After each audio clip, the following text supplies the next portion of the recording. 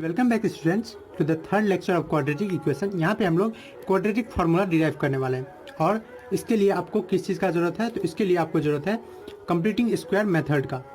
इस quadratic formula को श्रीधराचार्य ने दिया था, इसलिए श्रीधराचार्य रूल भी कहा जाता है इसको, या श्रीधराचार्य फार्मूला। इसकी मदद से हम लोग क्या करने वाले हैं, तो इसके मदद से हम लोग नेचर ऑफ रूट पता करेंगे। जैसे आपको याद हो, मैंने फर्स्ट लेक्चर में फैक्टराइजेशन कर रहा था, तब मैंने एक क्वेश्चन छोड़ दिया था, उस क्वेश्चन में थोड़ा सा बदलाव कर दिया था। वो भी इसीलिए क्योंकि वो इस फार्मूला से थोड़ा हमारा रिलेटेड था, इसके कारण मैंने जल्दी जल्दी में क्वेश्चन तो ले लिया था, पर थोड़ा सा उसमें लगा कि मुझे अभी नहीं बताना चाहिए, तो मैंने उसको छोड़ दिया। उस सब को भी हम लोग अभी डील करेंगे। तो अगर आपको मैंने सेकंड लेक्चर में बताया था कि क्या हम डायरेक्ट क्वाड्रेटिक इक्वेशन देख के ये कह सकते हैं कि कितना इसका रूट होने वाला है, कितना इसका सॉल्यूशन होने वाला है, क्योंकि सेकंड लेक्चर में हमारे पास दो तरह का आया था। एक ऐसा आया था कंप्लीटिंग स्क्वायर वाले में, एक ऐसा आया था जिसका दो अलग अलग रूट था, मैं आपको दिखा भी देता हूँ, और एक ऐसा आया था जिसमें सिंगल रूट था। ठीक, जैसे ये वाला क्वेश्चन जो था, इसमें देखिए x का वैल्यू सिर्फ -3/2 है, यही दो बार आया है, इसमें स्क्वायर है। लेकिन यहाँ पे क्या है, यहाँ पे दो अलग अलग रूट आया है, एक बार 3, एक बार 1/2। पिछले लेक्चर में मैंने ये बताया हुआ। ठीक है, और कभी कभी मान लीजिए कि ऐसा ना हो, कभी कभी निगेटिव भी हो जाता है, मतलब इक्वल टू, यहाँ पे जैसे आप इस केस में देख सकते हैं, यहाँ पे जो आपको मिला होगा, तो यहाँ ये क्या है, ये जो स्क्वायर के अलावा जो टर्म है वो इधर निगेटिव है, तो इधर जाएगा पॉजिटिव। ठीक है, तो आराम से x - 7/4 निकालना होगा, तो इसका रूट अंडर कर देंगे। तो पॉजिटिव नंबर का रूट अंडर हमको पता है, ऑफकोर्स पता है, 25/16 रहता है, इसका पॉजिटिव नंबर को पता है। लेकिन यही हमारा निगेटिव रहता है, तो उस कंडीशन में हम लोग के पास अभी नंबर नहीं है, हम लोग वो नंबर पढ़े ही नहीं है। ऑफकोर्स इसके लिए ऐसा नहीं कि मैथमेटिक्स रुक जाता है, वहाँ भी है, पर उसके लिए हम लोग अभी पढ़े नहीं है, 11th में पढ़ेंगे। तत्काल हम लोग वैसे को बोलेंगे कि अनडिफाइंड है, ठीक है, और वैसे को हम लोग नो रियल रूट्स का नाम देंगे। तो चलिए हम लोग डिराइव करते हैं किसी को क्वाड्रेटिक फार्मूला को। तो इसके लिए पहला चीज़ आपको क्या जरूरत है, जनरल फॉर्म, या जिसको स्टैंडर्ड फॉर्म बोलते हैं किसका, क्वाड्रेटिक इक्वेशन का। वो क्या होता था, ax² + bx + c। अब इसका हम लोग by use of completing square formula एक और फार्मूला डिराइव करेंगे, जो कि है क्वाड्रेटिक फार्मूला, और ये बहुत इंपॉर्टेंट है। ठीक है, तो चलिए हम लोग इसमें, ये एप्लीकेशन है किस का, यूज किसका है, कंप्लीटिंग स्क्वायर मेथड का। तो आप लोग लिख भी सकते हैं applying completing square method, apply करते हुए क्या चीज़ को, कंप्लीटिंग स्क्वायर मेथड को। तो कंप्लीटिंग स्क्वायर मेथड में पहला क्या हमारा एम रहता है कि इस ये वाला टर्म को खत्म करने का। यहाँ पे सीधा इसको x², तो हम लोग क्या करेंगे, पहला चीज़ इसको डिवाइड कर देंगे, किस चीज़ को, डिवाइडिंग बाई a। ठीक है, थ्रू आउट द इक्वेशन, पूरे इक्वेशन में। ठीक है, पूरे या इच टर्म में, थ्रू आउट द इक्वेशन, पूरे इक्वेशन में जब हम लोग a से डिवाइड कर देंगे, तो उस कंडीशन में ये क्या बन जाएगा, तो ये से a/a तो कैंसिल हो गया, तो क्या बचा x²। इसमें क्या हो जाएगा, b/a तो plus b/ax plus c/a equal to 0, यही बन जाएगा। अब हम लोग क्या करने वाले हैं, कंप्लीटिंग स्क्वायर। कंप्लीटिंग स्क्वायर जैसे नाम से पता चल रहा है कि स्क्वायर कंप्लीट करना है, तो उस कंडीशन में हम लोग ये वाला फार्मूला a + b का होल स्क्वायर बहुत पॉपुलर यूज किए थे हम लोग, a² + 2ab + b², और यहाँ माइनस रहे तो माइनस, तो इसमें a² तो साफ साफ दिख रहा है कि x का स्क्वायर जो है x ही यहाँ पे a है, प्लस 2ab, तो 2 × a कौन है, a ऑफकोर्स ये है हमारा x। अब b हमको निकालना, तो मैंने आपको बताया था b कैसे निकालते हैं, तो आप ऐसे लिखेंगे 2xb, और ये b किसके बराबर होना है, तो इसके बराबर 2xb = b/ax, क्योंकि यही है 2ab, पर इसमें से आपको निकालना है b कौन है। ठीक है, यहाँ पे ऑफकोर्स b, ये b नहीं है। ठीक है, यहाँ पे आप ऐसे रखिए, कंफ्यूजन हो रहा है। तो 2x में हमको कुछ से मल्टीप्लाई करना है, वो कुछ क्या है, वो हमारा b है, जिससे क्या आ जाए हमारे पास b/ax आ जाए। तो आराम से यहाँ देख रहे हैं आप, x से x कैंसिल हो जा रहा है, तो कुछ का आंसर क्या आ रहा है, मतलब जो चीज़ हमारा b होने वाला है वो है b/2a, यानी यहाँ पे क्या करने वाले हैं, b/2a। और आप आराम से देख सकते हैं यहाँ से 2 कैंसिल हो जा रहा है, मतलब bx/a ही है अभी भी।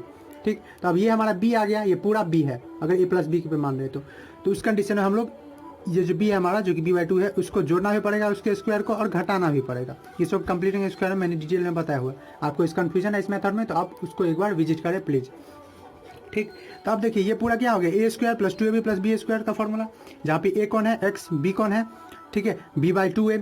ठीक, तो हम लोग इसको क्या लिख सकते हैं कि x + b/2a का स्क्वायर। अब बचा कौन कौन, तो बचा -b²/4a² और प्लस c/a।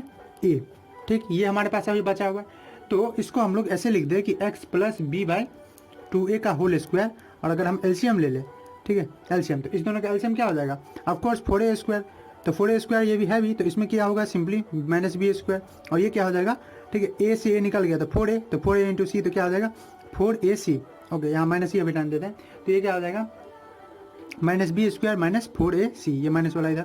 ठीक, तो अब हमारे पास इक्वल टू कितना आया, 0। ठीक है, तो हम लोग इसको ऐसे लिखेंगे x plus b by two a का होल स्क्वायर। ये क्या है हमारे पास, ये आ गया बी स्क्वायर, और ये इधर चला जाएगा, ये पूरा टर्म माइनस में है, ये पूरा टर्म इधर ले जाएंगे तो minus 4ac by 4a square simply.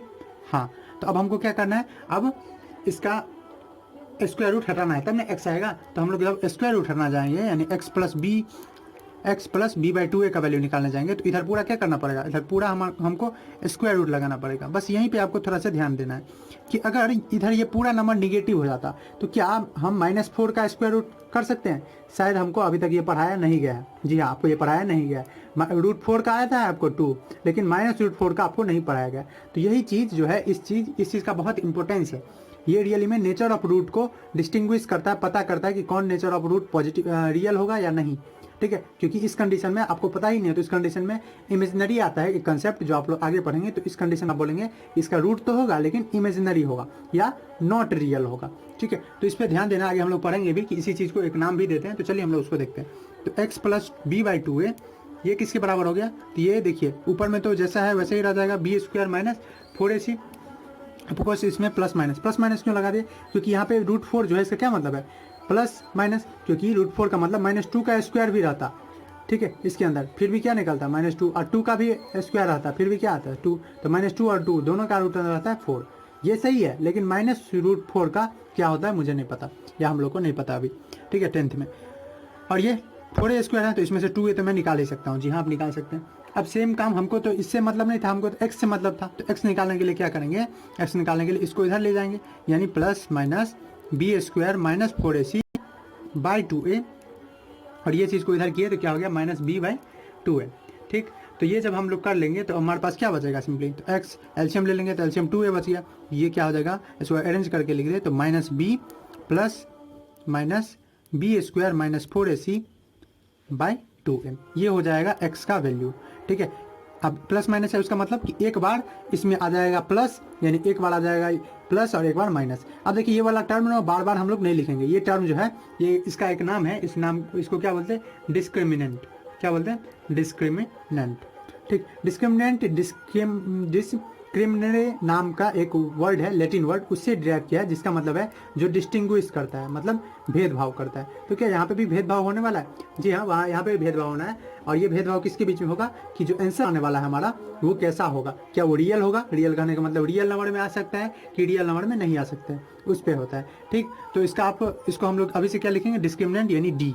तो x का एक वैल्यू होगा -b plus √d by 2a, जहाँ पे d क्या है, √b स्क्वायर माइनस 4ac, और एक क्या हो जाएगा, एक हो जाएगा x इक्वल टू -b, ये माइनस ही रहेगा हमेशा, माइनस √d बाई 2a। उम्मीद है आपको ये समझ में आया होगा फॉर्मूला। ठीक है, अब यहाँ पे डिसाइड करना है हम लोग को, इसे 1-2 क्वेश्चन भी हम लोग करके देखेंगे, और कम्प्लेक्स क्वेश्चन भी आपको इससे आराम से सॉल्व हो जाएगा। ठीक है, आपको बस ये देखना है। और ये कहाँ से आया, मुझे उम्मीद है आप अगर कंप्लीटिंग स्क्वायर मेथड देख के आए हैं तो आपको थोड़ा भी नहीं, एकदम सॉफ्टली आपको दिमाग में चला गया होगा, आप अंडरस्टैंड समझ गए होंगे पूरी तरह से। ठीक है, हम लोग सिंपली कंप्लीटिंग स्क्वायर मेथड का एक कंसेप्ट लगाए, यहाँ पे a था, a को हटाए, फिर हम लोग a प्लस बी का होल स्क्वायर बनाने की कोशिश किए, इसमें हम लोग कामयाब रहे। फिर ये ऐसे किए। ठीक, फिर हम लोग को इसका पूरा का काम नहीं, हमको सिर्फ x का काम था, तो धीरे धीरे x plus 2 b by 2a का करते करते एक्सल आए, जिसमें b बाई 2a को इधर ले गए, ट्रांसपोज किए, सिंपल क्या किए हम लोग, सिंपल फ्रैक्शनल एडिशन किए, और हमारे पास ये रिजल्ट आ गया। ठीक है, और ये बहुत इंपॉर्टेंट है x का वैल्यू निकालने के लिए। मतलब अभी तक जो था उसमें आपको मशक्कत करना पड़ता था x का वैल्यू यानी रूट निकालने के लिए, अब आपको मशक्कत नहीं करना पड़ेगा। हमारे पास ax square plus bx plus c रहता है, इसमें आपको b पता ही रहेगा। ठीक है, a पता ही रहेगा, बता d, तो db क्या है, तो db तो पता ही रहेगा, d क्या है, क्या b स्क्वायर माइनस 4ac, तो b पता ही रहेगा, a पता ही रहेगा, c पता ही रहेगा, तो d निकाल सकते हैं। चलिए इसको करने के लिए हम लोग एक छोटा सा क्वेश्चन कर लेते हैं, जिससे हम लोग और इजी कंसेप्ट इसको समझ जाएंगे। अब एक चीज़ और मैं फिर से बता दूं, यहाँ पे ये जो है, ये जो हम लोग यहाँ पे किए हुए, तो ये अगर निगेटिव हो जाता ये पूरा, तो ये पॉसिबल नहीं था। तो ये चीज़ हमको ध्यान रखना है। ठीक, क्या ध्यान रखना है कि स्क्वायर कभी निगेटिव इस कंडीशन में नहीं हो सकता है। निगेटिव होगा तो उस कंडीशन में हम नो रियल रूट बोलेंगे। तो उस कंडीशन को हम लोग आते हैं जिसमें हम नेचर ऑफ रूट के बारे में पढ़ेंगे। तो चलिए उसके बारे में पढ़ते हैं। उससे पहले एक क्वेश्चन मैं इस पर आपको सॉल्व करके दिखाया था, जिससे कि आप पूरी तरह से कंठस्थ हो जाए ये चीज़।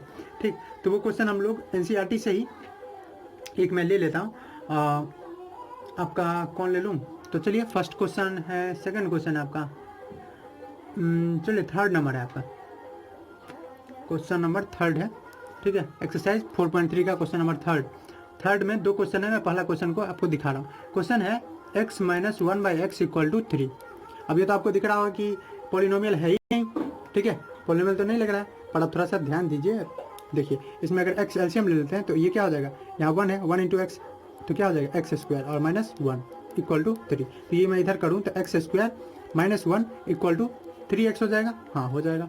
या इसको अगर इधर ले आऊँ तो एक्स स्क्वायर इधर ले आऊँ minus 3x minus 1 equal to 0। तो देखिए अच्छा खासा ये क्वाड्रेटिक इक्वेशन है और ऑफकोर्स एक पॉलिनोमियल भी, ठीक। तो अब हम लोग क्या करने वाले हैं, अब हम लोग ओके मैं ये तो समझते हैं ना, मैंने इसको पॉलिनोमियल क्यों नहीं बोला था, क्योंकि लग रहा था कि इसका पावर नेगेटिव है, इसको एक्स पावर माइनस 1 लिख सकते हैं, इसलिए मैंने बोला था, ठीक। तो ओके अब हम लोग इसको क्या करेंगे, तीनों मेथड से करने के बजाय अभी हम लोग एक ही मेथड से करेंगे, ठीक है। तीनों मेथड से नहीं करेंगे, आप खुद ट्राई कर सकते हैं, ठीक है। यहाँ पे जुट्टो का वीडियो लंबा हो जाएगा, मैं सोच रहा था तीनों मेथड से आपको करके दिखाता हूँ, पर इसे अभी मैं करता हूँ, ठीक है। किससे, by using completing square method. किसी का आपको फैक्टराइजेशन से और कंप्लीटिंग स्क्वायर से थोड़ा दिक्कत भी हो सकता है, लेकिन आराम से इससे हो सकता है, यानी क्वाड्रेटिक फार्मूला से। तो क्वाड्रेटिक फार्मूला में आपको पहला काम किया है ए बी सी सबको फाइंड करके रखना है। यहाँ ए कौन है 1, बी कौन है -3, ठीक है। बी क्या होता है इसका एक्स का कोफिशिएंट, सी क्या है -1। अब बस हमको एक्स निकालना है, तो एक्स क्या होता है -b plus minus root D by 2a, हमको तो यही याद है।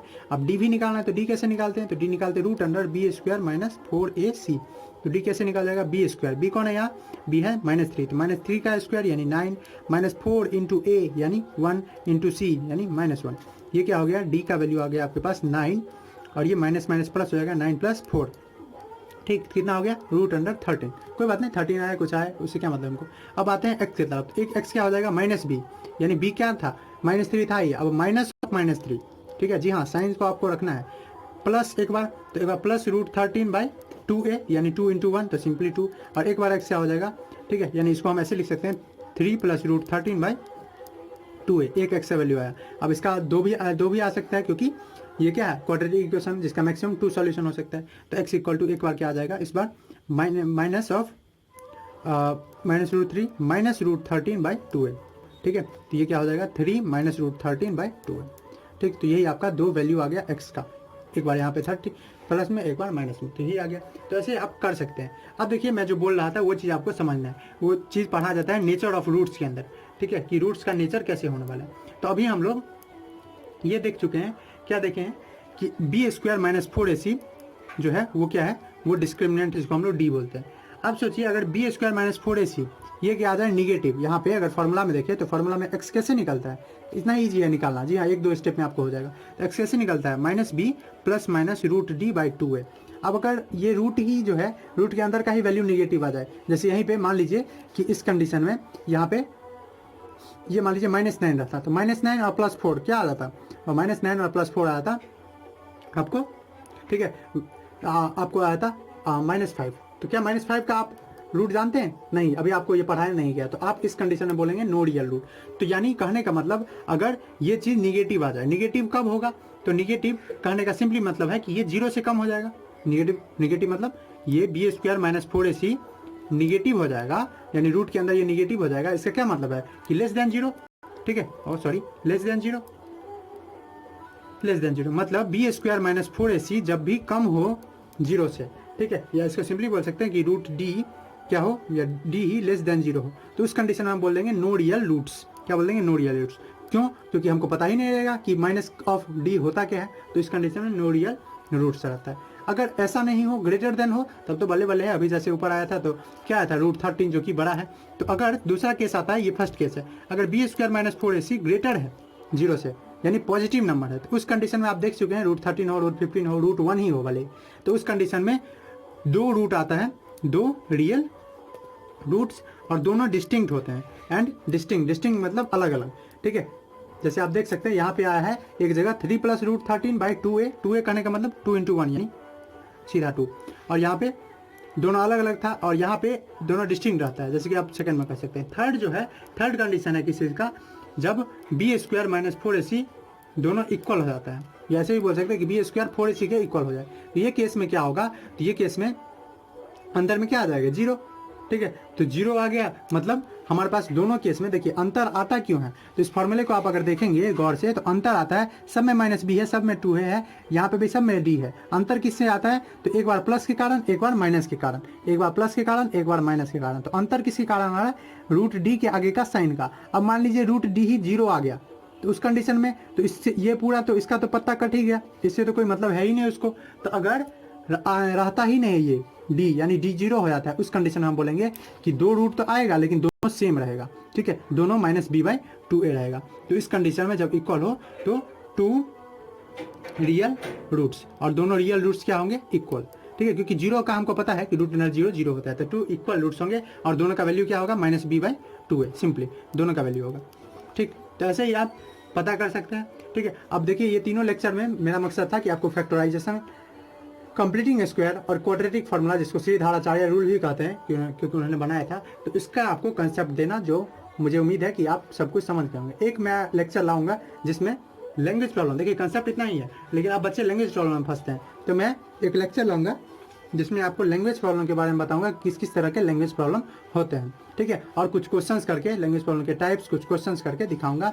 ठीक है, उम्मीद है आपको लेक्चर अच्छा लगा होगा। आप वीडियो को लाइक, चैनल को सब्सक्राइब और शेयर कर सकते हैं अपने दोस्तों के साथ। Thanks for watching.